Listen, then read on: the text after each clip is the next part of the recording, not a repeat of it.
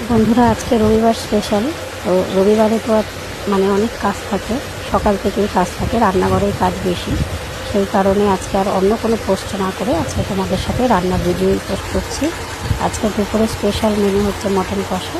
তো মটন কষাটা আমি প্রথমে আজকে একটু অন্য প্রসেসিংয়ে করলাম। তোমার আগে আমি মটনটা ধুয়ে নিয়েছি, আলুটা লাল লাল করে ভেজে নিয়েছি, পেঁয়াজটা আর লাল লাল করে ভেজে নিয়েছি। আর আমি তেজপাতা দিতে ভুলে গেছিলাম বলে আমি তেজপাতাটা পরে মিক্স করেছি।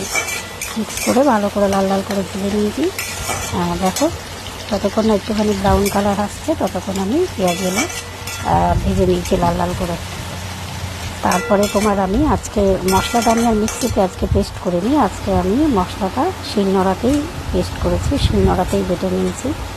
আর এর মধ্যে আমি একটু পেঁয়াজও হালকা বেটেছি, আর কিছুটা পেঁয়াজ কুচি করে ভেজে নিয়েছি। নিয়ে এর মধ্যে নুন দিয়ে, হলুদ দিয়ে, আর যেহেতু আমি শুকনো লঙ্কা খাই না, শুকনো লঙ্কার কোনো আমি এর মধ্যে কিছুই দিইনি, না শুকনো লঙ্কার গুঁড়ো দিয়েছি, না কাশ্মীরি লঙ্কার গুঁড়ো দিয়েছি, কিছুই দিইনি। আমি শুধু কাঁচা লঙ্কা বেটে দিয়েছি।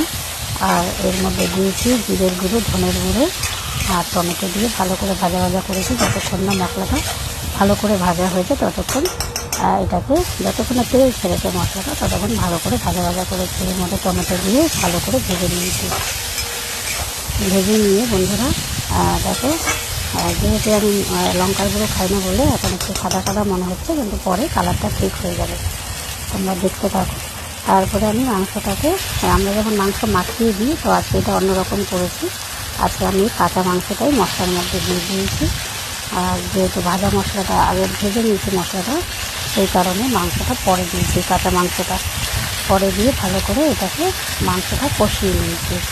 মশলার সাথে ভালো করে কষিয়ে অনেকক্ষণ কষিয়েছি, যতক্ষণ না কষানো মানে ঠিকঠাক করে হয়েছে ততক্ষণ ভালো করে মাংসটাকে কষিয়ে নিয়েছি।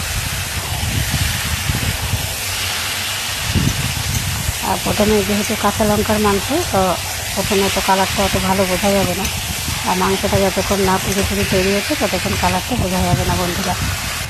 তোমরা দেখো, এই যে ভালো করে মশলাটা কষানোর পরে আমি মাংসটা প্রেশার কুকারেই করেছি, মানে খাসির মাংস একটু সেদ্ধ ভালো করে না হলে খাওয়া যায় না।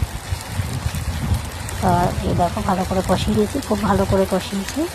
আর মাংসের পিসগুলো যেহেতু একটু বড়ো বড়ো ছিল, সেই কারণে একটু সময়ও লেগেছে কষাতে। তারপরে আমি প্রেশার কুকারে এটাকে জল দিয়ে দিয়েছি, গরম জল করে এর মধ্যে দিয়ে দিয়েছি। দিয়ে প্রথমে 2টো সিটি দিয়ে নামিয়ে নিয়ে তারপরে আলুগুলো দিয়ে আবার 3-4টে সিটি দিয়ে এই যেটা কমপ্লিট করেছি। তোমরা দেখো রান্নাটা কেমন হয়েছে, দেখো কাঁচা লঙ্কার তরকারি কেমন হয়েছে তোমরা কমেন্ট করে জানিও। ঠিক আছে, টাটা।